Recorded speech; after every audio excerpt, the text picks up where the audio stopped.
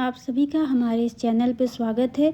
आज मैं आपको दिनांक 25 जनवरी 2025 को षटतिला एकादशी पे षटतिला एकादशी की व्रत कथा सुनाने जा रही हूँ। आप सभी को षटतिला एकादशी की हार्दिक शुभकामनाएं। तो हम कथा शुरू करते हैं। एक समय नारद जी ने भगवान श्री विष्णु से यही प्रश्न किया था और भगवान जी ने जो षटतिला एकादशी का महात्म्य नारद जी से कहा सो मैं तुमसे कहता हूँ। भगवान ने नारद जी से कहा कि हे नारद, मैं तुमसे सत्य घटना कहता हूँ, ध्यानपूर्वक सुनो। प्राचीन काल में मृत्युलोक में एक ब्राह्मणी रहती थी। वह सदैव व्रत किया करती थी। एक समय वो मास तक व्रत करती रही।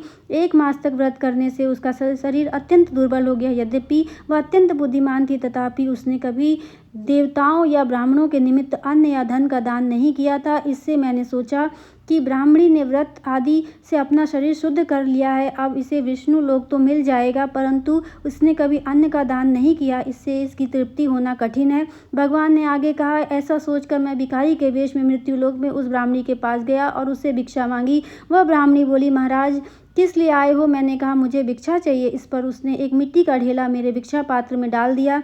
मैं उसे लेकर स्वर्ग लौट आया। कुछ समय बाद ब्राह्मणी भी शरीर त्याग कर स्वर्ग आ गई। उस ब्राह्मणी को मिट्टी का दान करने से स्वर्ग में सुंदर महल मिला, परंतु उसने अपने घर को अन्न आदि सभी सामग्रियों से शून्य पाया। घबरा कर वह मेरे पास आई और कहने लगी, भगवान, मैंने अनेक व्रत आदि से आपकी पूजा की, परंतु फिर भी मेरा घर अन्न आदि से शून्य है। क्यों? इसका क्या कारण है? इस पर मैंने कहा, पहले तुम अपने घर जाओ, देव स्त्रियां आएंगी तुम्हें देखने के लिए। पहले उनसे षटतिला एकादशी का पूर्ण और विधि सुन लो, तब द्वार पर आना। मैं ऐसे वचन सुनकर, उसके ऐसे वचन कहने पर और मेरे ऐसे वचन सुनकर वह अपने घर चली गई। सब देव स्त्रियां जब वहां पर आईं, द्वार खोलने को कहा तो ब्राह्मणी बोली, आप मुझे देखने आई हैं तो षटतिला एकादशी का महात्म्य मुझसे कहो।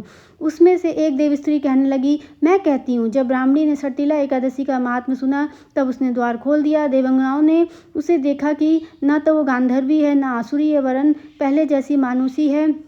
उस ब्राह्मणी ने अनेक कथनानुसार षटतिला एकादशी का व्रत किया। इसके प्रभाव से वह सुंदर और रूपवती हो गई और उसका घर अन्न आदि समस्त सामग्रियों से युक्त हो गया।